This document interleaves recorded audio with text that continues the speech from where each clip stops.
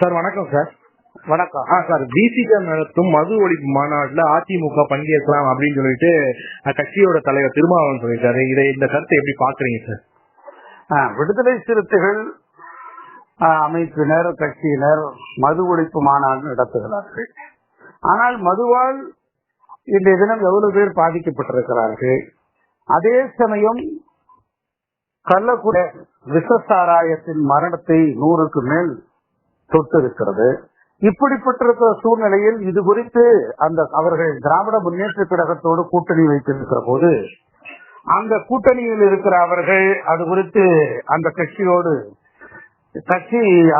அரசுக்கு பல்வேறு எந்த பிரச்சனைகளும் எடுப்பாமல் எந்த நிர்பந்தங்களையும் எடுப்பாமல் ஏதோ ஒரு ஒப்புக்காக ஒரு பேசிவிட்டு அமர்ந்து விட்டார்கள். ஆக இப்படிப்பட்ட சூழ்நிலையில் மது ஒழிப்பு மாநாடு நடத்துகிறார்கள். அண்ணா திராவிட முன்னேற்ற கழகம் கடந்து கொள்ளலாம் என்றும் அழைப்பு கொடுத்திருக்கிறார். இது குறித்து எங்களுடைய பொதுச் செயலாளர் அருமையினர் எடப்பாடியார் அவர்கள் தான் இறுதி முடிவு செய்தார். சார், ஒருவேளை திமுக கூட்டணியிலிருந்து அதிமுக கூட்டணிக்கு பிசிக வருதுன்னு அப்படி ஒரு பார்வை இருக்குது. அதை எப்படி பாக்குறீங்க சார்? உங்களுக்கு அந்த பார்வை அதாவது இப்ப தேர்தல் இப்போது இல்லை. வர இருக்கிற சட்டமன்ற தேர்தலுக்கு இன்னும் 1.5 ஆண்டு காலம் இருக்கிறது. இந்த கால இடைவெளிக்குள் எவ்வளவோ மாற்றங்கள் வரலாம்.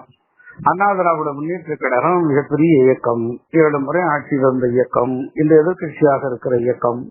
அப்படிப்பட்ட இயக்கத்தில் இணைந்து இசைந்து போட்டியிட்டால் தேர்தலில் மகத்தான வெற்றியை பெறலாம் என்று எல்லா கட்சிகளும் கணக்கு போடுவார்கள்.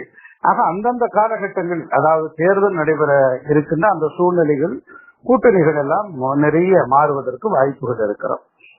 சார், அதாவது நீங்க ஒரு முன்னாள் அமைச்சர், அதாச்சும் இத நட்பு ரீதியா பாக்குறீங்களா சார்? இது ஒரு அரசியல் ஸ்ட்ராட்டஜியா பாக்குறீங்களா சார்?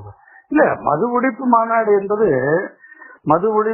எல்லோருக்கும், எல்லா இயக்கத்துக்கும் பொதுவான ஒன்றாக இருக்கிறது.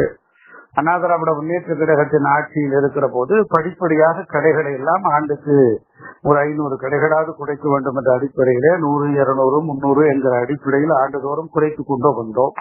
ஆனால் திராவிட முன்னேற்ற கழகத்தின் ஆட்சியில் வேலை நேரத்திற்கு பிறகு, வேலை நேரத்துக்கு முன்பாக முன் பகுதியில அந்த டாஸ்மார்க் விற்பனை செய்யப்பட்டது, வேலை நேரம் முடிந்த பிறகு கடைக்கு பின்புறமாக விற்பனை செய்யப்பட்டது என்கிற பல்வேறு சர்ச்சைகள் எழுந்தது.